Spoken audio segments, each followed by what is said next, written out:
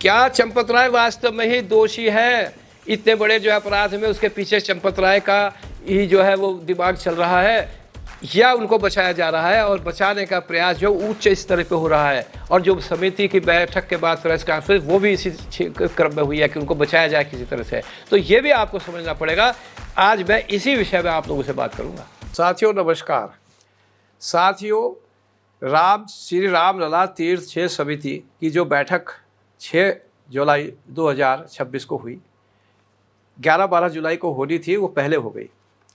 और उसमें जो चर्चा का विषय था वो श्री चंपत राय जी की जो आरोप लग रहे हैं उनके संबंध में भी था और इस्तीफे के संबंध में था। तो आज का जो मेरा विषय है बहुत महत्वपूर्ण है। वो इस संबंध में है कि जो प्रेस कॉन्फ्रेंस की गई है कोषाध्यक्ष श्री गोविंद राव जी के द्वारा, तो उनके द्वारा ऐसा बताया गया है प्रेस कॉन्फ्रेंस में कि ये जो हेरा फेरी है, ये सब जो दान पात्र की गिनती करने वाले जिनके खिलाफ FIR हुई है उनके विरुद्ध की गई है, और बाकी जितने चंपत राय जी पे आरोप लग रहे हैं वो बेबुनियाद है, वो हमारे हिंदू समाज को बदनाम करने के लिए लगाए जा रहे हैं। आप लोग धैर्य रखिए। तो आज का विषय यह है कि श्री चंपत राय जी के संबंध में क्या आरोप है, एक बात, और दूसरी कि ये जो मीटिंग है ना, ये इतनी जल्दी फिर क्यों कर ली गई, और ये चंपत राय जी का इस्तीफा मंजूर करने की जल्दबाजी में ये मीटिंग की गई कि कहीं और आक्रोश न बढ़ जाए। इन सब बातों के संबंध में आप लोगों को जानना चाहिए। आज की बहुत महत्वपूर्ण जो है ये मेरी जो वीडियो का विषय है, और इसमें मैं आपको ये भी बताऊंगा कि जो हमारे जो आरोप लगा रहे हैं वो वीडियो में पत्रकार के माध्यम के पत्रकार सम्मेलन के द्वारा इस तरह से लगा रहे हैं, इसका कोई उपयोग नहीं है। ये तो फिर वही चीज़ हो जाएगी कि आप आरोपित कर रहे हैं किसी को, चंपत राय जी को आरोपित कर रहे हैं, कोई तथ्य है नहीं आपके पास। एक जो संत जिन्हें बताया जा रहा है उनको आरोपित करके उनको उनके मानसिक प्रताड़ना कर रहे हैं, तो ये भी उचित नहीं है। अगर एक आदमी निर्दोष है तो इस तरह की बात नहीं करनी चाहिए। तो आज का मेरा विषय यह है कि आप खुद तय करेंगे कि क्या वो निर्दोष है या वो इतने शातिर अपराधी हैं कि अपराध करने के बाद कोई निशान नहीं छोड़ते, और जो अपराधी जो इस तरह के अपराधी है पैसे के गबन करने वाले, वो भी उस तरह का तरीका नहीं अपनाते जैसा कि तरीका इस मामले में अपनाया गया है श्री चंपत राय जी और उनकी जो समिति के सदस्यों के द्वारा। आज का विषय ये है मेरा। प्रेस कॉन्फ्रेंस जो की गई वो श्री गोविंद गिरी जी महाराज कोषाध्यक्ष जो समिति के उनके द्वारा की गई। पहले तो आप ये समझिए कि कोषाध्यक्ष एक बहुत महत्वपूर्ण पद होता है। सारा जो आजाद जो दान दक्षिणा सब आती है, चाहे सोने के आभूषण आए, रुपया पैसा, सबका हिसाब होता है। और जैसे बड़े बड़े व्यापारी और कॉरपोरेट जगत है उनमें जो है वो एक कहते हैं ना कि एक, शायद मैं जहाँ तक मैं समझता हूँ कि एक वो बही खाता वगैरह होता है, सब उसमें जो पैसा उस दिन आया वो और जो खर्च हुआ वो, और फिर बैलेंस निकाल लिया जाता है। ये सब चीज़ होती है। तो उनके द्वारा ना तो कोई इस संबंध में बात की गई, ना कोई बैलेंस निकाला गया, क्योंकि अगर ये सब चीज़ें आएंगी तो श्री चंपत राय जी के साथ साथ मैं समझता हूँ श्री गोविंद गिरी जी महाराज जो है ये उसमें और भी ज़्यादा संलिप्त मिलेंगे। जो पैसे के गबन की बात आ रही है श्री रामलला की संपत्ति की, और ऐसा उन्होंने प्रेस कॉन्फ्रेंस दिखाया बड़े सेंटिमेंटल होके। तो खैर मैं ज़्यादा नहीं कहना चाहता। अब पहले मैं ये बताना चाहता हूँ कि मैंने सोशल मीडिया के माध्यम से श्री चंपत राय जी के विरुद्ध जो आरोप लगाए जा रहे हैं उनको मैंने अलग किया है, तरतीबाई किया है, क्योंकि ये एक तरह से स्पष्ट नहीं हो रहा कि क्या आरोप है और किसके द्वारा लगाए जा रहे हैं, और क्या कोई साक्ष्य भी है या बेबुनियाद आरोप लगाए जा रहे हैं। तो सबसे पहले जो अहम आरोप लगाया है वो लगाया है जो पूर्व गृह सचिव भारत सरकार के रहे हैं श्री S लक्ष्मी नारायण साहब, आंध्र प्रदेश के हैं और बहुत ही धार्मिक व्यक्ति है। उनका जो मन आहत हुआ ये 15 जून के बाद, जब उनको ये पता चला कि जो वहाँ पर लूटपाट मची हुई है और संभवतः वहाँ के जो सोने चांदी के आभूषण है वो कर्नाटक ले जाके गलाए जा रहे हैं, तब उन्होंने ये प्रेस कॉन्फ्रेंस करी। तो संक्षेप में बताऊंगा, बाकी इसका वीडियो का जो उन्होंने जो स्टेटमेंट दिया उसका लिंक आपको मेरे इसमें मिल जाएगा। आप उनको पढ़िए, समझिए। खाली मेरी बात सुन के आप ना कहिए कि मैं जो कह रहा हूँ, बल्कि उनकी बात को मैं आपको दोहरा रहा हूँ संक्षेप में। उनके द्वारा ये प्रेस कॉन्फ्रेंस में बताया गया कि वो जो है बड़ी आस्था रखते हैं श्री रामलला के प्रति। श्री रामचरितमानस सुंदरकांड जो है रोज पढ़ते हैं। तो उन्होंने जो है 2024 में संभवतः 2024 में श्री अप्रैल माह में जब रामनवमी होती है तो उनके मन में संकल्प आया कि मैं एक श्री रामचरितमानस जो उनको श्री तुलसीदास जी कृत है और दक्षिण भारत में उनके द्वारा बताया गया कि वाल्मीकि जी का अवतार मानते हैं, वो सोने की बहुत बढ़िया एक रामचरितमानस बनाऊं और उसको जो है वो श्री राम लला जी के जहाँ मूर्ति रखी है उनके पास ही वहाँ रखवाऊँ, ताकि श्री राम लला जी के दर्शन के बाद श्री रामचरितमानस में ही श्री राम लला जी विराजमान है, सब कुछ वही श्री हनुमान जी, उनके सारे भैया और सब वहीं से जो है वो सब चीज़ें श्री रामचरितमानस, तो उसका भी लोग बाग देखें और अपने मन में रामचरितमानस क्या प्रेरणा देता है इसको लेके भाव भक्ति से वहाँ से जाए, श्री राम लला जी के खाली दर्शन ही ना करें। तो उनके मन में जब ये भाव आया तो उनकी बूढ़ी माँ जो शायद 6 वर्ष से एक पैरालाइटिक थी, वो अपने सारे सोने वगैरह के जो जितने भी आभूषण वगैरह थे वो दे के और इस दुनिया से श्री राम लला के पास चली गई। अच्छा, उसके बाद उनके मन में ये बात आई कि ये जो आभूषण देके गई है ये मैं श्री रामचरितमानस जो है इन्हीं आभूषणों से सब जो है बनवाऊंगा। अपने परिवार से बात करी और जो इतने बड़े पद पे थे उन्होंने सारा जो है अपना भी जो रुपया पैसा जमा पूंजी थी वो भी सब लगाई और उन्होंने तांबे की कॉपर की एक रामचरितमानस जो है बनवाई और उसमें करीब 800 ग्राम 1 किलो के लगभग 24 कैरेट का शुद्ध सोने का इलेक्ट्रोप्लेट करवाई उस पर। आप समझिए करीब 2-3 करोड़ 2.5 करोड़ की कीमत 2024 में। और उस पर चांदी के जो है वो फूल पत्ती बनवाई। इतने भाव से उन्होंने वो श्री रामचरितमानस जो है वो कहाँ से, मद्रास से, जहाँ पार्लियामेंट में हमारे प्रिय प्रधानमंत्री मोदी जी ने सिंगरौली जो स्थापित करी है उन कारीगरों से बनवाई। कितना भाव भक्ति इसे समझ जाइए, मैं इसमें क्या आपको ज़्यादा कहूँ। अब जब श्री रामचरितमानस को श्री राम लला के मंदिर में स्थापित करने की बात आई तो वो श्री चंपत राय जी बताया गया कि भाई वही सब कुछ सर्वे सर्वा है, पत्ता भी उनके परमिशन के बिना नहीं हिलता है। तो उन्होंने संपर्क करने का प्रयास किया कि स्थान तय कर लिया जाए और वो इतनी बजरी है तो कहाँ पर स्थापित की जाएगी। इसके संबंध में वो करीब 3 या 4 बार श्री चंपत राय जी से मिले और मिलने में जो पहली बार मिले तो वो सीधे नहीं मिले श्री चंपत राय जी भी, ये उन्हीं का स्टेटमेंट है, मैं अपने मन से नहीं कह रहा। जो श्री राम लला जी का जिन्होंने मुकदमा लड़ा था वहाँ सुप्रीम कोर्ट में, उनके जो है सिफारिश गई, उनका फ़ोन गया, श्री नृपेंद्र मिश्रा जी का से संपर्क किया, तब जाके उन्होंने जो है समय दिया और उस वक्त बड़ी विनम्रता से उनको कहा, उन्होंने समझाया तो वो ये बात मानी कि चलो ठीक है, श्री राम लला जी की मूर्ति से जो 15-20 इंच या उसके आसपास जो है इनको स्थापित करा देंगे। ये बात तय हो गई। उसके बाद फिर वो आए और जब स्थापित करवाने के लिए कई बार गए कि भाई अब जब बन गई तो कहाँ होगी, तो फिर 2 घंटे 4 घंटे 9 घंटे श्री चंपत राय जी ने उनका जो है प्रतीक्षा कराई और बाद में इस बात का है कि नहीं बाहर रखवा देंगे। बात तमाम मुश्किल उन्होंने उनको मनाया तो वो जो है वो बाहर ही शायद रखी गई या जहाँ भी रखी गई, खैर उन्होंने स्थापित करा दी। अब स्थापित कराने के लिए जब वो लेके गए तब भी उनका मन बहुत आहत हुआ था, क्योंकि कहने लगे इतनी जो है एक कीमती के अलावा इतनी श्रद्धा से मैं श्री रामचरितमानस बनवा के लाया हूँ, जो उसकी जो ये भी बताओ कि उनका कहना यह है कि उसमें जो सोने का जो परत वगैरह चढ़ाई गई थी उसकी चमक 300 वर्ष तक समाप्त नहीं हो सकती थी। 300 वर्ष तक ऐसी की ऐसी रहती, तो दुर्लभ, एक कहने से अमूल्य, विश्व की धरोहर, ऐसी श्री रामचरितमानस लेके गए।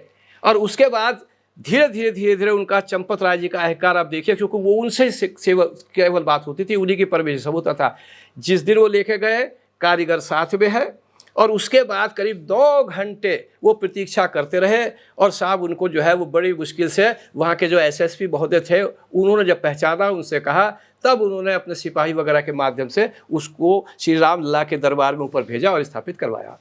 अब एक एलिगेशन जो है वो आप समझ लीजिए वो क्या लगा रहे हैं। उनका कहना यह है कि 4-5 महीने श्री रामचरितमानस की पूजा हुई, उसके बाद वहाँ से वो गायब हो गई और वो गायब हो गई। उस संबंध में मैंने पत्र लिखा, संपर्क किया। उन्होंने जो है एसपी, आईजी, चीफ मिनिस्टर के जो वो है सलाहकार, मुख्य सचिव और यहाँ तक कि आरएसएस के सम्मानित चीफ श्री मोहन भागवत जी, सबसे संपर्क किया। केवल इसलिए तड़प रहे थे कि भाई मेरी जो माँ की बहनों से सब है, मेरी श्रद्धा आहत हो रही है, आप मुझे इतना बता दें कि मेरे श्री रामचरितमानस है कहाँ। तो पता ये लगा कि किसी ने कोई उनको खबर नहीं दी। उन्होंने अपने ही सूत्र से जब खबर की तो एक सिपाही का बेचारे का शायद दिल पिघला होगा, तो उसने बताया कि सर ये जो श्री रामचरितमानस एक गार्ड रूम में रखी गई, इतना तो मुझे पता है। अब वहाँ है या नहीं मैं नहीं कह सकता। तो एक तो ये समझ लीजिए आप। अब यहाँ पर एक बात अभी मैं स्पष्ट कर दूँ, यहाँ ये बात आ सकती है कि जब श्री ये जो रामचरितमानस की बात बहुत वायरल हो गई एक तरह से, तो प्रेस कॉन्फ्रेंस में एक रामचरितमानस दिखाई गई कल, श्री गोविंद गिरी जी महाराज ने दिखाई, मतलब उनको झूठा ठहराने की कोशिश कर रहे हैं। और अभी तक तो ये था कि SIT वगैरह में सब में उन्होंने कहा है कि मेरी श्री रामचरितमानस का जो है गायब हुई उसको देखिए आप कहा है, एकदम से वो आ गई। यहाँ पर मैं अपने जो मेरा 50 वर्ष का अनुभव है सब है उसके अनुसार मैं कहना चाहता हूँ, विधिक अनुभव और सब है, मैंने सब देखा है। क्या वही रामचरितमानस है जो श्री S लक्ष्मी नारायण साहब ने वहाँ पर श्री रामलला को 2024 में भेंट करी थी, या उसको जो है छुपाने के लिए, अपने अपराध को छुपाने के लिए कोई प्रतिकृति उसकी बना दी गई है?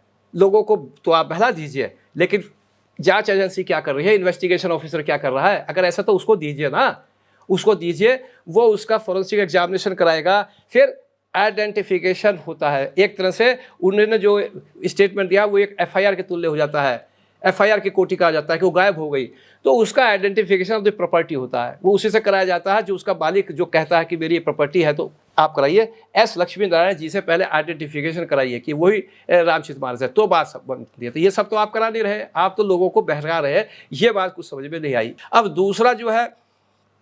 दूसरा जो सोशल मीडिया के माध्यम से पता लगा, वो ये पता लगा कि जो वहाँ पर जो है इसके 2021 में पूना के जो सिंधी बिरादरी के कारोबारी है, उनके मन में भी बहुत श्रद्धा है, तो उन्होंने चंदा इकट्ठा किया, और चंदा इकट्ठा करने के बाद उन्होंने 210 चांदी की ईंटें, 1 किलो की ईंटें, और अपने देवता, इष्ट देवता जो झूलेलाल जी है उनकी वो उकेरी गई तस्वीर, और वो सारा का सारा जो है करीब 2 करोड़ की कीमत का 2021 में श्री चंपत राय जी को दिया गया, चंपत राय जी को दिया गया। ये बिल्कुल स्पष्ट है, उनका कथन है, स्टेटमेंट है, तो ये भी आपको मिल जाएगा यूट्यूब पर, मैं ज़्यादा नहीं कहता, वो भी चंपत राय जी को दिया गया। 2 तो ये हो गए आरोप चंपत राय जी पे।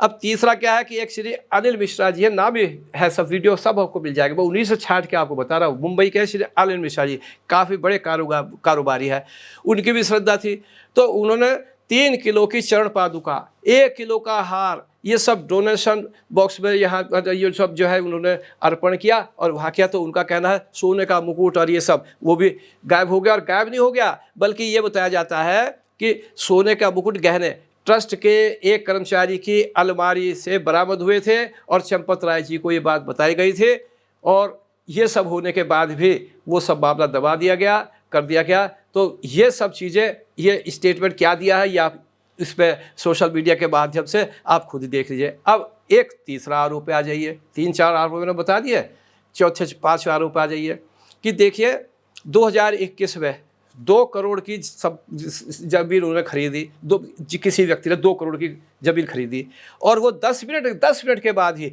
18 करोड़ 15 लाख में चंपत राय जी ने उसकी रजिस्ट्री करवा ली। कोई भी आप बता दीजिए, कोई भी आदमी ना देश का विदेश का कोई भी ये करेगा कि 2 करोड़ की संपत्ति को 10 मिनट के बाद उसी आदमी से जिसे 2 करोड़ की संपत्ति खरीदी है उसे जो 18 करोड़ 50 लाख में खरीद लेगा? तो ऐसा क्यों किया गया? और इसी प्रकार से एक 16/11/2023 को बंसल परिवार से उन्होंने एक ही दिन में 2 बैनामे कराए। एक तो था 1 करोड़ 73 लाख में खरीदी थी उस शख्स ने, और बेची उसने चंपत राय जी को 29 करोड़ रुपए में, और एक खरीदी थी 9 करोड़ में, और उसको 55 करोड़ 47 लाख 31 हज़ार में चंपत राय जी को बेची। चंपत राय जी के रजिस्ट्री में दस्तखत है, और वो जो है बिल्कुल रजिस्ट्री दिखा रहा है, जो यूट्यूब में मैंने देखा है, जहाँ से मैंने ये फैक्ट निकाले हैं।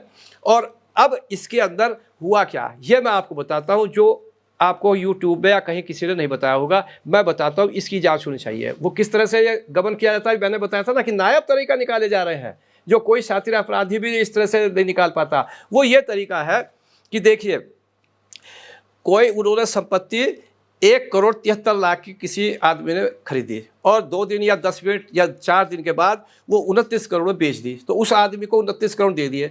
अब 29 करोड़ जो श्री रामलला जी के धन था, वहाँ से 29 करोड़ दे दिए, वहाँ से हो गया 29 करोड़ दिखा दिया कैश बुक में कि आपने यहाँ से 29 करोड़ उसको दे दिया। उस आदमी से 15 करोड़ 20 करोड़ वापस ले लो। अब इसके बाद एक और आरोप है, जो आरोप श्री महिपाल सिंह जी, जो इनके अकाउंट इंचार्ज रहे हैं समिति के, उनके द्वारा लगाया गया स्पष्ट रूप से। उन्होंने ये बोला है कि जो वहाँ 35 दान पात्र के दान बक्से जहाँ दान डाला जाता था, वहाँ पर 35 बक्से लगे थे उनके समय पे, और उनमें जो पैसा धन डाला जाता था वो नीचे गिनती किया जाता था। यहाँ पर भी उन्होंने एक बात कही है भाई पाल सिंह ने, जो सोने चांदी के आभूषण वगैरह डाले जाते थे ना, वो तो सीधे निकाल के चंपत राय जी को दे दिए जाते थे, और बाकी जो पैसा था उसके बंडल बनते थे, 10-10 के बंडल की एक पैकेट बनता था, उनमें जो है 12-13 बंडल का पैकेट बनाते थे और बक्से में डाल देते थे। तो उसके बाद ये सब जब देखा तो उन्होंने इसकी शिकायत करी चंपत राय जी से और वहाँ के पदाधिकारियों, उन्होंने उनको ही हटा दिया और सीसीटीवी जो उस समय के थे ना 7 महीने के, वो सारे डिलीट कर दिए, किसी और को रख दिया। तो उनके उन्होंने जो आरोप लगाया ये भी बहुत गंभीर है, और प्राइवेट कंपनी को लगवा दिया चंपत राय जी ने गिनती के लिए। इस संबंध में स्टेट बैंक जो था, जहाँ पैसा जमा होता था, उनके आदमी भी थे जो गिनती के टाइम पर रहते थे, उन्होंने भी आपत्ति करी, कोई सुनवाई नहीं। जो आपत्ति करता था उसको ही हटा दिया जाता था। तो ये स्थिति जो है, ये आप जो स्थिति जो आपको इसमें मैंने जो यूट्यूब के और सोशल मीडिया के माध्यम से जो आरोप लगाने वाले हैं उन्होंने बताई है, तो मैंने आपको बता दी। अब यहाँ पर क्या है कि मेरा कहना यह है कि जितने भी इस तरह के आरोप हैं, अगर चंपत राय जी के संबंध में गलत आरोप लगाए जा रहे हैं तो समिति या उत्तर प्रदेश सरकार या एसआईटी कोई इस प्रकार से एक फोरम बनावे कि चंपत राय जी को बिठावे और जितने ये आरोप लगाने वाले हैं, मैंने इतने ही बता दिए, इतने उदाहरण बहुत हैं, इन सबको बुलाए, इनके क्या साक्ष्य है वो कहे कि लेके आए और एक दिन निश्चित करे, और उस दिन जो है पूरे हमारे भारत देश में उसका जो है टेलीकास्ट हो, और ये जो आरोप है आमने सामने बैठ के आरोप लगाने वाले और चंपत राय जी के प्रति लगाने वाले जो आरोप है, चंपत राय जी बैठे और वो उनका जवाब दे। ये जो समिति के बैठ गए और फिर उसके बाद कह दिया कि चंपत राय तो बहुत संत है और ऐसा कुछ नहीं है, ये तो एंटी हिंदू है, एंटी नेशनल है आरोप लगाने वाले, तो ये एस लक्ष्मी नारायण जी, अनिल मिश्रा जी, ये सब एंटी नेशनल और सब जो है एंटी हिंदू, ये सब लोग हैं। अरे अब यही पता लग जाएगा तो आप क्यों नहीं ऐसा करते? आप कर सकते हैं। ये आपने देखा कि बहुत से मीडिया वाले जो है एक पूरा जो पब्लिक में और जो है वो बैठक करते हैं, दिखाते हैं, तो बैठा लीजिए चंपत राय जी को, और आरोप लगाने वाले इतने ही मैंने बता दी, इन सबको बुला लीजिए और दूध का दूध पानी का पानी, या तो झूठा आरोप लगा रहे उन्हें जेल भेज दीजिए, नहीं तो वहीं से चंपत राय जी को जेल भेजिए, क्योंकि जब ही ये जो है इस तरह का साहस करने वालों को सबक मिलेगा। नहीं तो ये तो जो आप समझ लीजिए कि किस प्रकार से हमारा तो आस्था, देखिए हमारी जो आस्था है और हमारे जो राम भक्त है उनकी आस्था तो मजबूत हुई है भगवान के प्रति। उसका कारण क्या है? आज तक गिरी नहीं बल्कि और मजबूत हुई है। वो ये है कि इस प्रकार का जो अपराध करता है भगवान के यहाँ देर है, अब भगवान दंड देने पे आ गए। रावण ने भी अपराध किए थे और काल ने भी हनुमान जी को छला था, तो समय के अनुसार सबको दंडित किया जाता है। अब उसके बाद इनको क्या होगा ये तो आप जाने, मैंने अभी नहीं कहता कि उन्होंने अपराध किया, मैंने आपको तरीका बता दिया। दूसरा यह है कि जितने भी है इस तरह के जो एविडेंस और जो स्टेटमेंट है, एसआईटी ले और ये सारे लोग भी अपना एफिडेविट दे, और एफिडेविट और अपनी एविडेंस जो है वो उसको जो है वहाँ पर जो विवेचना कर रहे हैं उनको भेजे, उत्तर प्रदेश सरकार को, डीजीपी महोदय को भेजे, डीजीपी अपने आप जहाँ पर भी वो भेजेगा और अपने पास भी सुरक्षित रखे। तो ये सारी चीज़ें होंगी।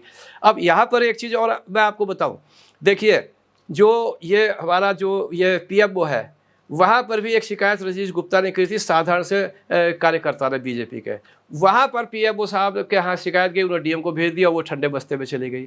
श्री चंपत राय जी जब समिति के अध्यक्ष महासचिव बनाए जाए थे तो श्रीमान मोदी जी ने उनको ऑब्जेक्शन किया था। मैं समझता हूँ कि मोदी जी ने पसंद करते, वो जानते थे ये 86 से अयोध्या में कार्य करते थे प्रचारक के रूप में, सब जानते थे, तो वो जब ही समझ रहे थे, इसलिए मोदी जी अभी कुछ नहीं बोल रहे हैं, आने दो साहब ने।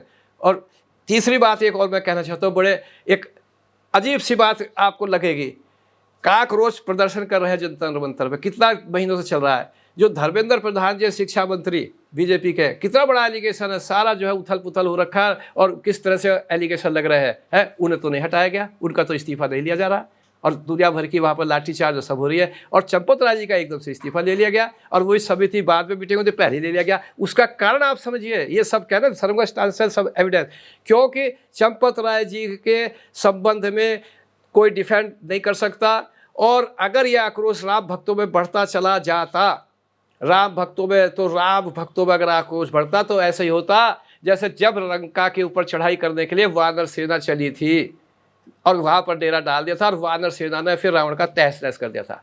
तो मैं समझता हूँ ये इंटेलिजेंस रिपोर्ट बिल्कुल गई होगी कि श्रीमान जी जरा चंपत राय का इस्तीफा तो जल्दी से करवा लो, कहीं ऐसा ना हो कि ये काकरोचों के प्रदर्शन जो है वो सारा का सारा इधर घूम जाए और उसके बाद ये जो इस तरह से ये रावण की लंका जो बना दी है, इन छदम जो भेज के जो वो है उन्होंने, वो पूरी लंका ही ढह जाए। तो मैं समझता हूँ ये सब पूरी परिस्थितियों को कड़ी से जोड़िए। और एक चीज़ और है इसके अंदर जो आप जो है उसे भी समझिए। एक शख्स जो यूट्यूब में जिसके द्वारा ये बोला गया हिंदू का पैसा था, हिंदू ने ले लिया, तो तुम्हें क्यों मिर्ची लग रही है।